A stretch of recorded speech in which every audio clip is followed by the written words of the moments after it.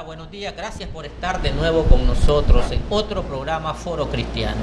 Como siempre les saludo deseándoles el día más bendecido. Soy Santiago Álvarez Campos. Los invito a que se queden este tiempo de información recordándoles el lema del programa, Oseas 4:6. Oseas es fue un profeta y es un libro de la Biblia, y 4:6 significa capítulo 4, versículo 6.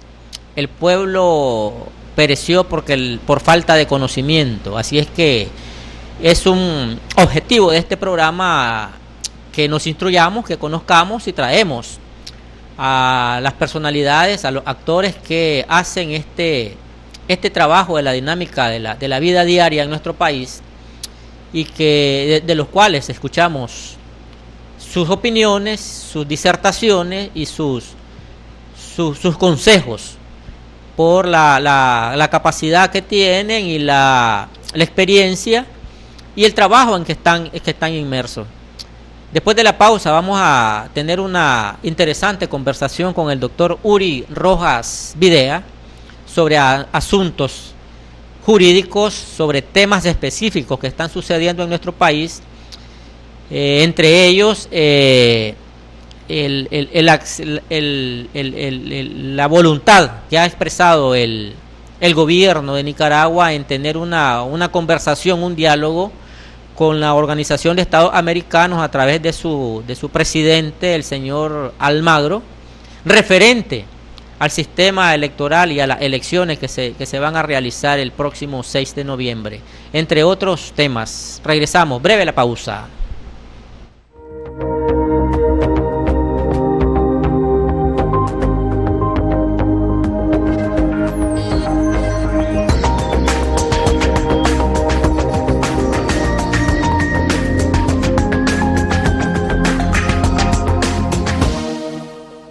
Hola, buenos días, gracias por estar de nuevo con nosotros. Como les anunciamos, con el doctor Uri Rojas Videa. ¿Qué tal está, doctor? Muy bien, gracias. Agradeciéndole que siempre está usted dispuesto a estar con nosotros para conversar sobre estos temas interesantes jurídicos, ¿no? Sí, agradezco la invitación y con todo gusto vamos a abordar los temas que tú quieras. Doctor, hay 4 temas que a mí me gustaría que usted nos explicara cómo está la situación jurídica, cómo quedaron y por qué se dieron, pues. Primero, hay una nueva ley que el nombre a mí me sonó raro y todavía me suena raro. Ley de asociación público-privada. ¿Qué podemos entender con esto? Primero, asociación público-privada, para que caigamos en el análisis de la ley. Bien, esta ley de asociación público-privada es una ley que se ubica dentro del sector económico. O sea, es una ley económica. Correcto. El objetivo de esta ley es regular la participación tanto del sector público como por el sector privado en la realización de proyectos de desarrollo de infraestructura y servicios públicos. Ajá. Hasta ahora, la forma en que ha actuado el gobierno es: tiene un proyecto de inversión pública, lo saca a licitación, ajá, participan las empresas del sector privado y se lleva a cabo. Pues. Sí. General, sin embargo, hay la participación de empresas extranjeras bastante en Nicaragua, especialmente en la construcción de carreteras. Ahora se trata de darle una participación al sector público privado nacional más beligerante. Entonces, con más oportunidades. Con más oportunidades. Entonces, doctor, pero antes que continúe, antes de esta ley, ¿cómo estaba? O sea, no había regulación. ¿Cómo no? Si el Estado quería participar solo él en una licitación, porque el Estado tiene empresa, el Estado se llevaba todo. Ahora es como darle una oportunidad, que vayan tanto por tanto, 50-50. Ajá. Sí, más detallada el proceso de participación. Ajá. Pero siempre ha participado el sector privado, siempre, obviamente, en todos los proyectos de construcción, pues, sí. ¿Verdad? Lo que pasa es que ahora va a haber un proceso en que va a haber como más seguimiento, mejor seguimiento y más evaluación de los resultados. Pero te quiero explicar cuál es el procedimiento. Correcto. Primero hay una institución rectora La ley establece una institución rectora, sí, que en este caso es el Ministerio de Hacienda y Crédito Público, a través de una dirección general que se llama Dirección General de Inversión Privada, la DGIP. Esta dirección general es la que va a coordinar todo el proceso de negociación de los contratos de APP, que se llama contrato APP, que es contratos de asociación público-privada. Esta dirección es la que se va a encargar de la negociación de estos contratos. El contrato de asociación público-privada es el documento rector de todo el proceso de un proyecto, ¿verdad? Sí. Ese contrato establece todos los parámetros técnicos, ¿verdad? El pliego de bases que lleva todo proyecto, una vez que se elabora el proyecto, ¿verdad? Entre la institución contratante y el sector privado. Sí. Entonces, una vez que ya está aprobado todo ese proyecto, la dirección general a cargo de la conducción del proceso lo envía a la Presidencia de la República, y la Presidencia de la República lo remite a la Asamblea Nacional para que sea aprobado por medio de una ley. Ese es el caminito que tiene. Debo agregar que para que el sector privado participe, o sea, una persona jurídica, perdón, una persona natural participe, tiene que organizarse en una empresa que se llama empresa de objeto único por APP, o sea, empresa de objeto único por asociación público-privada. ¿Cuál es el objeto único? El proyecto que ya está preaprobado, que ya se aprobó. O sea, lo primero es aprobar el proyecto. Sí. Una vez que está aprobado el proyecto, el participante privado tiene 30 días para formar una sociedad mercantil e inscribirla. Esa sociedad mercantil, el único objeto que lleva es el cumplimiento de ese contrato. ¿Qué pasa con aquellos que trabajan por cuenta propia, que no tienen empresa, pero que sí tienen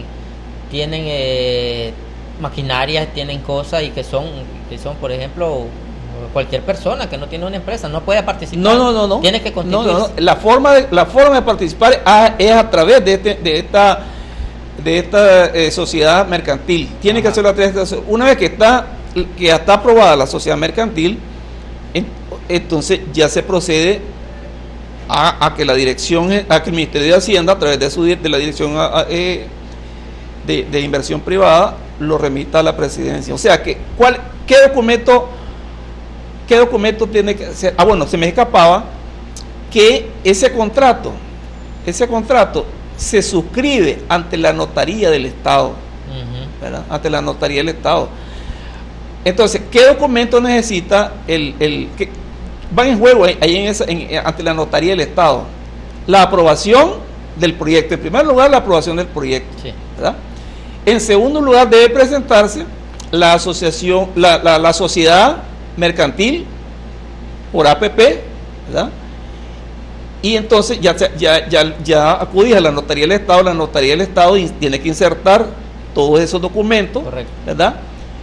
Entre las dos partes contratantes, que son la institución contratante, que es la Dirección General de Inversión Privada, y la sociedad que ha sido aprobada que ha sido constituida en el registro mercantil. Entonces ahorita me imagino que están muchos corriendo a constituirse para estar preparados y participar en licitaciones.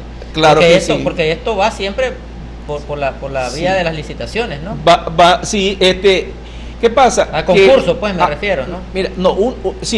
Mira, una vez que hay que considerar primero cuál va a ser el rol beligerante que va a cumplir esta Dirección General de Inversión Privada del Ministerio de Hacienda. O sea, primero hay que hacer una identificación de proyectos de inversión pública. Estos proyectos de inversión pública no son los que están ahorita en el tapete, como es construcción de carreteras, no, son proyectos nuevos, ¿eh? O sea, va a haber mucha creatividad para desarrollar las infraestructuras del país. Por ejemplo, a alguien se le ocurre hacer un puente que hace falta en tal lugar, a otro se le ocurre una empresa procesadora de camarones, a otro se le ocurre una empresa para exportar productos no tradicionales, etcétera. Entonces, una vez que se han identificado todos estos grandes proyectos, sí, ¿verdad?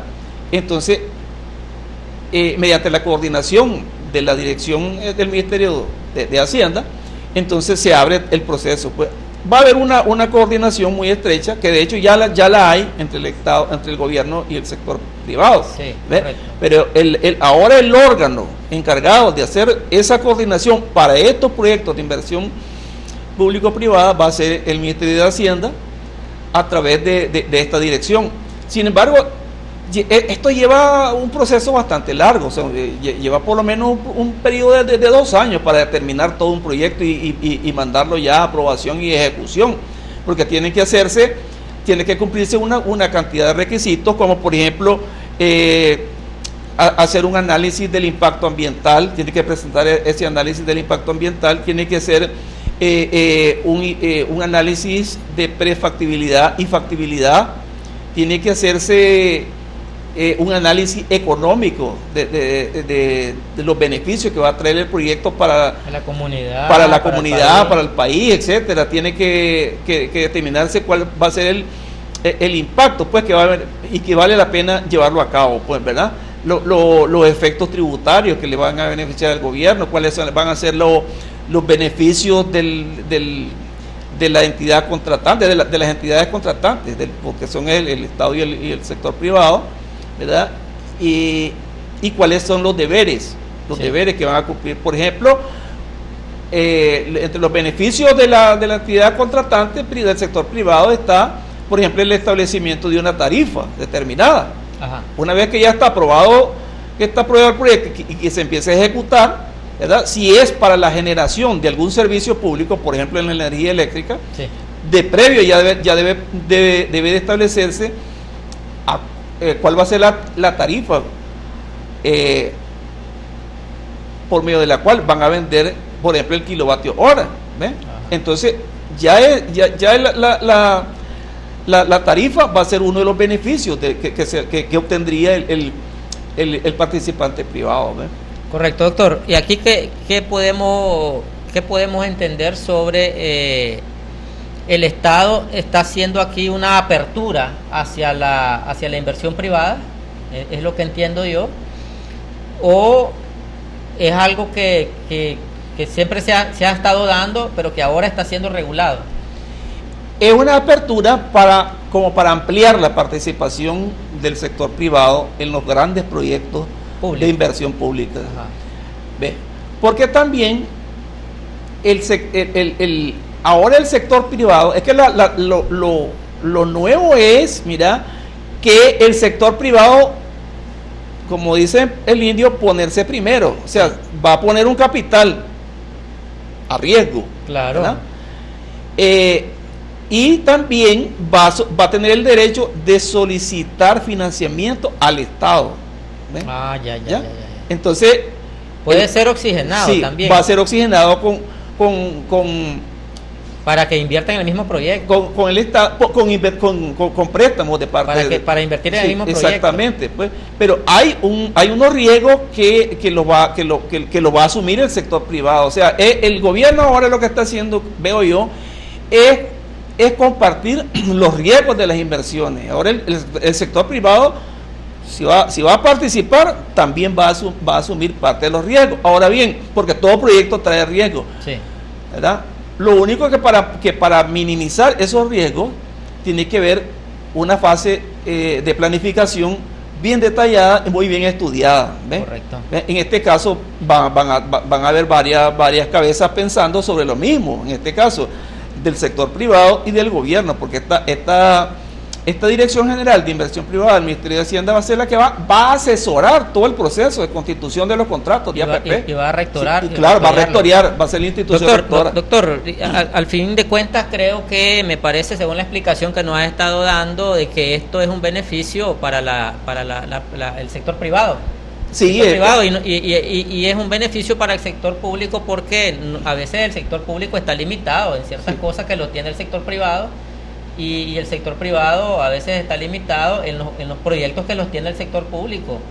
Entonces aquí con esta combinación va a haber una buena fórmula y que va a terminar en el desarrollo del país. Sí, yo creo que esto es la concreción de esa unidad que ha habido entre el sector privado y el Estado. Pues acordate que hay un gabinete de gobierno en el que a través del cual se reúnen cotidianamente cada determinado tiempo. Hay un sistema montado. Exactamente. de relaciones. Entonces ahora ya tenés una estructura jurídica que le va a dar sentido de manera concreta a todos los proyectos de inversión. Correcto. Vamos a ir a una pausa, doctor, para regresar con otros temas de interés. Ya volvemos.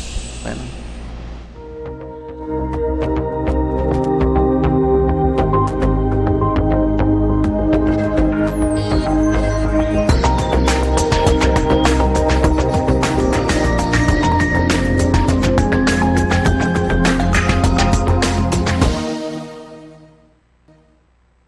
De regreso en Foro Cristiano, conversando con el doctor Uri Rojas, temas de asuntos jurídicos. Hablábamos sobre la nueva ley, el espíritu que tiene la nueva ley de asociación público-privada. Ya nos explicaba el doctor Rojas que tiene que ver con la voluntad que ha tenido el gobierno de abrir espacio para la inversión del sector privado en los aspectos en los proyectos de desarrollo público, carreteras, puentes. ¿Qué más puede ser del sector público? Servicios también. Sí, correcto, hay servicios, porque también hay empresas del sector, empresas estatales, ¿no? Sí. Que prestan servicios. Todos los servicios públicos, agua, luz, teléfono, energía. Ahí ya la empresa privada podrá tener acceso a entrar. Sí. Entonces, vamos a dejar cerrado ese capítulo en el sentido de que es una buena ley. Es una buena ley, claro que sí.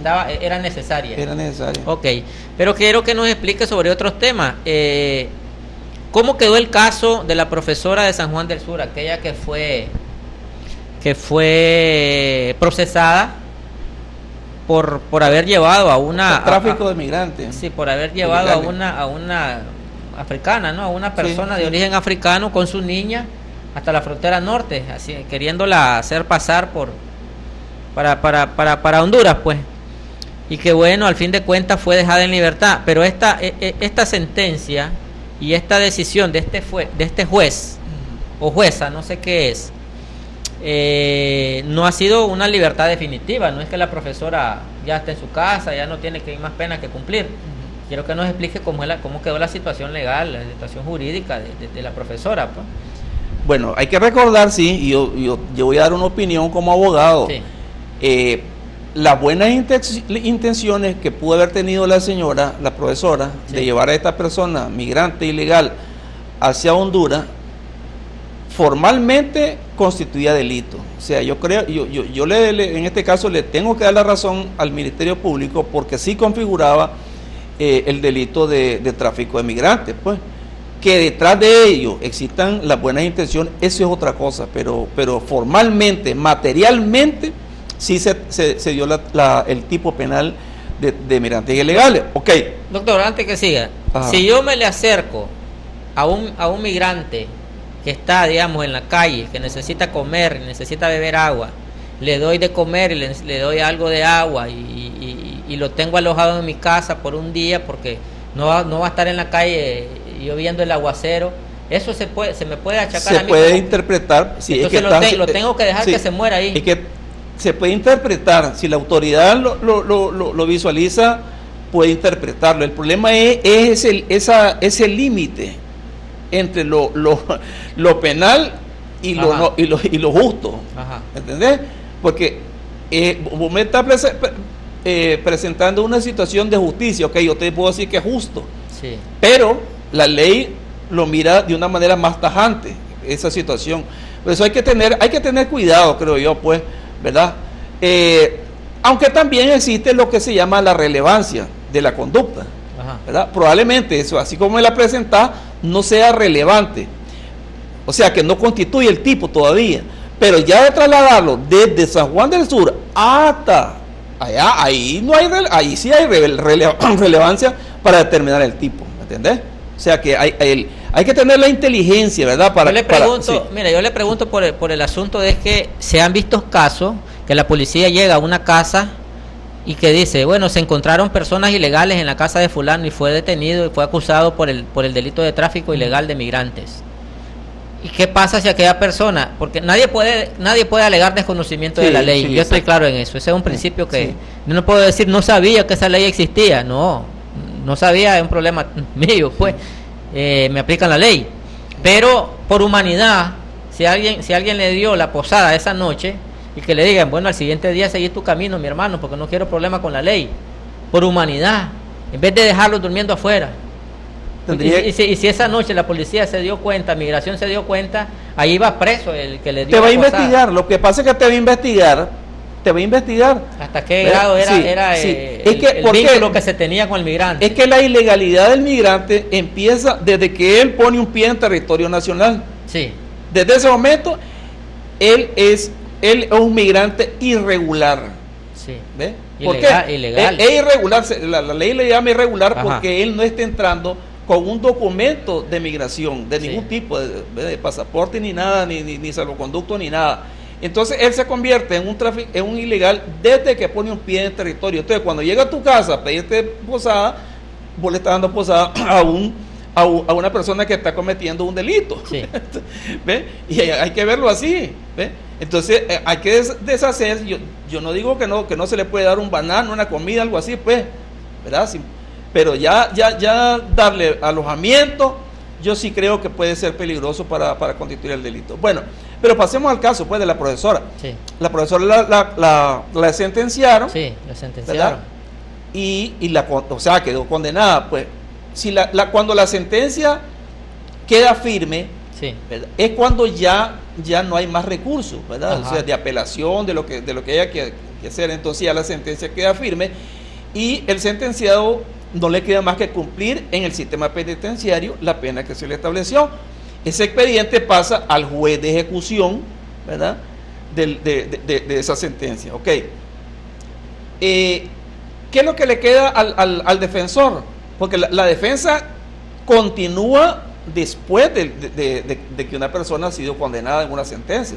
La defensa todavía tiene mucho que trabajar, ¿verdad? Entonces, en este caso, el defensor lo que tiene que ver es qué derechos, ¿verdad?, penitenciarios tiene el condenado. En este caso, al parecer aplicaron, la defensa pidió la suspensión de pena, pero la suspensión de pena no es, ok, quedas libre y nos vemos y ya, no. La suspensión de pena es un recurso al que tiene derecho una persona condenada con una pena inferior a 5 años. Ese recurso se interpone ante el juez de ejecución. ¿Qué es lo que el juez va a considerar? Bueno, va a considerar primero si la pena es inferior a 5 años, va a considerar número 2 si es por primera vez que ha cometido delito, si es primario, si es un reo primario, si no tiene antecedentes, ¿verdad? Sí. Y entonces va a proceder a otorgar el beneficio de suspensión de la pena. ¿Cómo lo otorga? Se abre una audiencia especial, ¿verdad?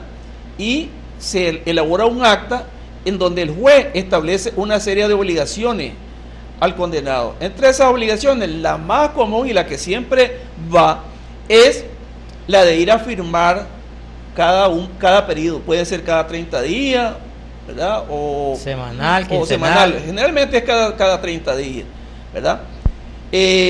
Entonces la persona queda en una libertad vigilada. ¿Verdad? O sea, no queda libre, sino que tiene que ir a firmar y solo es, ¿para qué? Para que uno dice, va a ir a reportarse, ok, para reportar que él anda ejerciendo la libertad de una manera lícita, ¿verdad? Sí. O sea, que no anda cometiendo otros delitos. Ese es el objetivo de ir a firmar cada periodo ante la autoridad judicial. También se le puede establecer el deber de no concurrir a determinados lugares, ¿ve? A fiestas, a lugares públicos, no se le permite Hay casos en que se le establece que informe sobre determinado trabajo que realiza, pues, sí. dónde lo está realizando, quién es su jefe. Se informa, puede ser cada 3 meses, cada periodo. O sea, el juez le va a establecer, el juez de ejecución le va a establecer una serie de obligaciones y deberes que debe cumplir por un periodo determinado, que la misma ley dice cuál va a ser ese periodo. Ese periodo puede ser de 2 a 5 años. ¿Ve? No sé cuánto le establecieron a la profesora, tal vez unos 2 años o 3. Sí. Puede ser. Entonces la profesora fue condenada y está sentenciada. Está sentenciada, está cumpliendo su pena, solo que no, bajo un régimen de suspensión. Solo que no en el sistema penitenciario, sino que esté en su casa, puede trabajar, puede hacer ciertos movimientos en el país y va un mes a firmar. Una vez al mes va a firmar ante el juez que la condenó. Es que esos son los deberes. No es que fue completamente libre de culpa. No, porque que la sentencia la sentencia está vigente y no hay manera de eliminar esa sentencia hasta que termine ese periodo de prueba que el juez le establece. Correcto. Doctor, tenemos poco tiempo ya para terminar este segmento, pero queremos que nos explique, por ejemplo, cuando hay varios procesos para una misma persona y hay varias sentencias. Por ejemplo, el caso del doctor Páramo. Le salió la primera de la muchacha muerta, le hicieron un juicio, lo condenaron por eso y después le salió otro y está por otro juicio condenado y le viene otro. ¿Cómo son los pagos de esta sentencia? ¿Lo paga con el mismo tiempo de la otra o va a comenzar hasta que termine una, comienza la otra? Cuando termine una, él va a ir cumpliendo todas las penas. El primero de primero y el segundo de segundo. Sí, lo que hace el último juez es consolidar todas las penas. Ajá. La suma. La suma, y entonces cuando ya lo envíen al sistema penitenciario, ya va esa suma de penas. Pues, ¿por qué? Pues son delitos tal vez del mismo tipo, pero cometidos en diferentes circunstancias y con diferentes y en contra de diferentes personas. Entonces son otros delitos, pues, o sea, tiene que pagar uno por uno, entonces. Uno por uno. Cada cuenta. Sí, uno a continuación de otro. Cada cuenta. Sí. Terminando uno, comienza por ejemplo, el otro. si le pusieron 4 años en uno, 3 en otro, 2 en otro, 4 más 2 más 3, 7 más 2, 9 años. Todo es que no exceda los 30 que dice la ley. Eso sí, tiene ese límite de 30 años. ¿Verdad? Pero estos son delitos imprudentes, estos que cometen los profesionales en el ejercicio de su profesión, son delitos imprudentes porque no llevaban el dolo, pues, ¿verdad? Correcto. La intención de hacerlo. Sí, la intención de hacerlo, sí, son imprudentes. Pero bueno, y entonces la ley... Ya con 2 de 3 años ya es triste para una persona, puede estar en... Sí, porque serían 6 años y entonces no tendría acceso a lo que estábamos comentando ahorita, que es la suspensión de pena. Su libertad. Entonces, él su defensa sí puede interponer el beneficio de la condena condicional, que es cuando la pena trasciende los 5 años, más arriba de los 5 años. Ajá. Doctor, vamos a ir a una pausa. Cuando regresemos vamos a analizar la decisión del gobierno de Nicaragua de establecer un diálogo con la Organización de Estados Americanos referente a las elecciones en Nicaragua. Regresamos.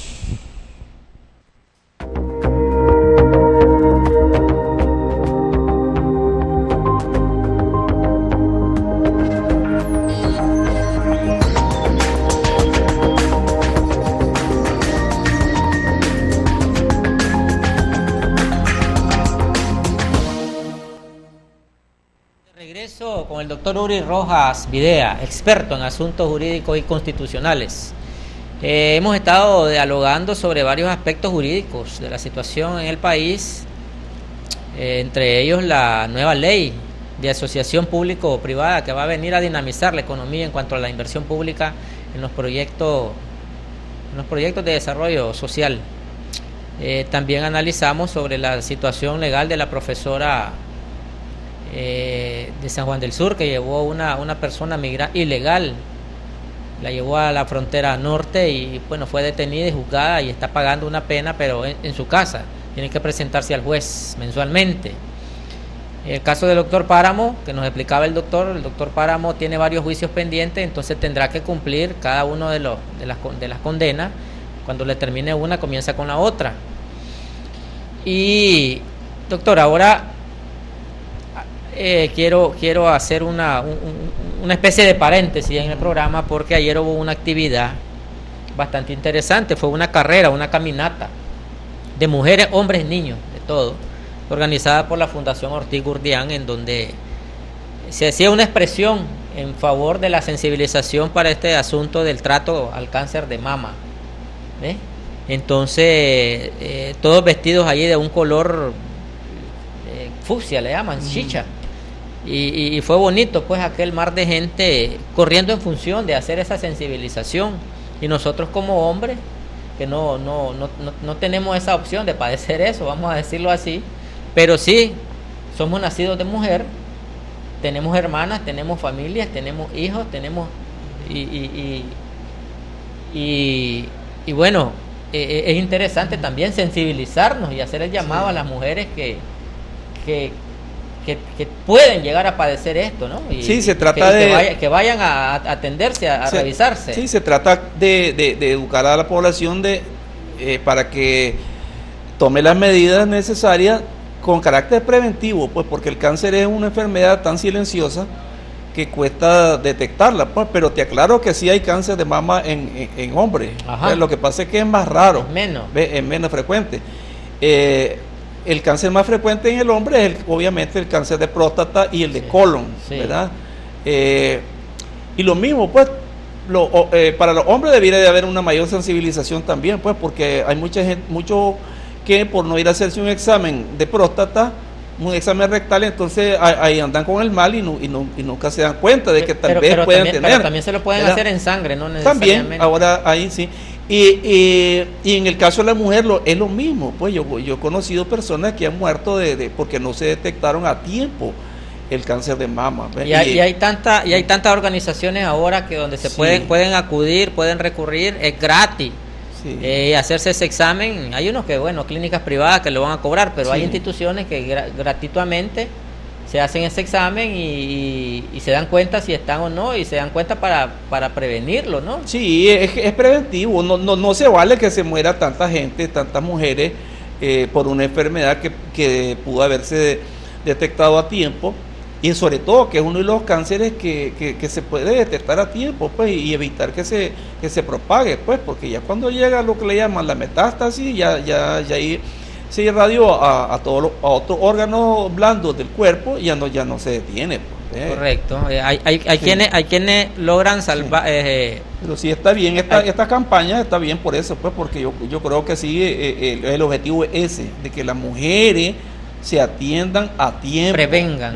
La prevención es mejor que la curación. Siempre. El cáncer de útero también es otro muy frecuente en la mujer, ¿ve? Entonces sí creo que tienen que atenderse, y también los hombres, pues, como te digo, eso de la próstata tiene que atenderse, pues, ¿verdad? Ya a una edad, después de los 40 hay que comenzar a ver ya eso. Empieza, ya después de los 40 en el caso de los hombres. Bueno, hacemos ese llamado, nosotros nos unimos a esta campaña de sensibilización a todas las mujeres que están ahí, buscar cómo irse a chequear y verse sus senos y revisarse periódicamente. No es que va a ir una vez en la vida, periódicamente hay que ir a verse cómo está la situación. Igual los hombres, la próstata. Vamos a cambiar de tema, doctor, o más bien insertarnos a la temática que teníamos. Ayer, fin de semana, el gobierno aceptó o emitió un comunicado en donde aceptaba establecer un diálogo con la Organización de Estados Americanos referente al proceso electoral, al sistema que se está implementando. Ha habido muchas quejas de personas que son opositores al gobierno, que no están participando en el proceso electoral, porque hay opositores que están participando, no se han quejado, no han ido a la OEA a quejarse. Los que han ido son los opositores que no están participando, fueron a quejarse, han ido en varias ocasiones, y ahora resultó un llamado de la OEA al gobierno. El gobierno ha respondido con este comunicado de que se van a sentar a dialogar. ¿Cómo ve esta iniciativa? Sí, hay que recordar que sí ha habido esas denuncias interpuestas por la oposición ante la Secretaría de la OEA, especialmente a raíz de la sentencia de la Corte Suprema de Justicia, en donde la representación legal se le asignó a don Pedro Reyes. Sí. ese fue como el detonante pues que la oposición tomó para ir a expresar su queja pues sobre el proceso electoral que está en ejecución en estos momentos. Ya faltan algunos 15, 20 días para llegar a las elecciones. Yo creo positivo que venga una representación de la OEA, y también es positivo que el gobierno les haya abierto las puertas, pues, porque al menos van a conversar sobre esa queja presentada por la oposición. Van a conversar, ambas partes van a darse explicaciones mutuas pues, sobre el tema, ¿verdad? Eso es importante, pues. Sin embargo, no hay que creer de que se va a abrir un proceso de supervisión electoral o de observación electoral, porque obviamente ya no hay tiempo para que un organismo tan serio como la OEA se instale a hacer una observación electoral. Sí sería positivo que enviaran unos 3, 4, algunos representantes para que estén durante al menos el día de las votaciones, pues no con el ánimo de hacer un informe y cosas así, ¿verdad? Sino para que observen las explicaciones que el gobierno les va a dar, ¿verdad? Sí, ahora yo quiero preguntarle lo siguiente. La OEA es un organismo para rectoriar casos entre estados, sí, y no fue creado esto, ni es la naturaleza de la OEA rectoriar casos de problemática interna de los países, de los estados, que es el caso de las elecciones, es un caso de asunto interno. Sin embargo, el gobierno en este caso ha accedido. ¿Cómo interpreta usted esta actitud del gobierno? Porque en una posición intransigente el gobierno hubiera dicho, bueno, si es que la OEA no tiene facultades para venir a dirimir sobre asuntos internos, porque sus facultades está entre asuntos de problemas entre estados. La OEA puede intervenir cuando se da un rompimiento del orden democrático. Lo que pasa es que ese rompimiento del orden democrático, ¿verdad?, se debe de sustanciar, o sea, se debe de demostrar, ajá, que se ha roto el orden democrático, especialmente por parte del gobierno. En ese caso interviene la OEA a nivel de gobierno siempre, pero en el organismo correspondiente. Pues se discute, que es lo que se ha hecho con el caso de Venezuela también, ajá, que se ha pedido, lo que se llama la Carta Democrática, ¿verdad?, que es una carta donde firmada por todos los estados, en donde ellos se han comprometido a mantener un sistema de gobierno democrático. Entonces, cuando los gobiernos no cumplen con lo que ellos mismos se han comprometido a cumplir, entonces, bueno, el órgano rector al cual pertenecen dice, bueno, ok, tú no estás cumpliendo, tenés que cumplir en esto y esto. Pues entonces, en ese caso sí se da la intervención de la OEA, pero a través de todo un mecanismo previamente establecido. Pues en el caso de Nicaragua todavía no se ha demostrado ni sustanciado ese rompimiento del orden democrático. Me imagino que debe haber una resolución de la OEA que diga, existe el rompimiento del orden democrático, por lo tanto y tanto las medidas son estas, que no ha sucedido. No. Aquí es solamente una intención de diálogo. De diálogo sobre los mecanismos de cómo va a realizarse el proceso electoral en Nicaragua, ¿verdad? O sea, el gobierno le va a dar muchas satisfacciones al secretario de la OEA de que hay un proceso electoral transparente o que tiene todas las características de un proceso electoral en democracia. Esa argumentación tiene que dársele al secretario de la OEA, tiene que convencerlo de que el proceso es transparente, que es justo, está dentro del rango de lo democráticamente aceptable, y de que exactamente y que no se ha roto el orden democrático. Punto. Bien, doctor, pues agradeciéndole con esta explicación, sí, que es muy interesante, bastante clara de la competencia de la OEA en este aspecto de las elecciones en Nicaragua. Queremos resaltar que es sumamente interesante y relevante, importante la decisión del gobierno de establecer este diálogo. Eso da otro aire de mejor respiro en cuanto al sistema democrático que nos ha costado, doctor, tenerlo aquí en nuestro país. Hay que cuidarlo y hay que, no todo va a ser perfecto nunca, pero busquemos como tener siempre lo mejor que comportarnos lo mejor que podamos. Así es que a ustedes agradecerles también la sintonía, invitarlos para el próximo día, a las 7 en punto es la cita, en Foro Cristiano. Ahí nos vemos.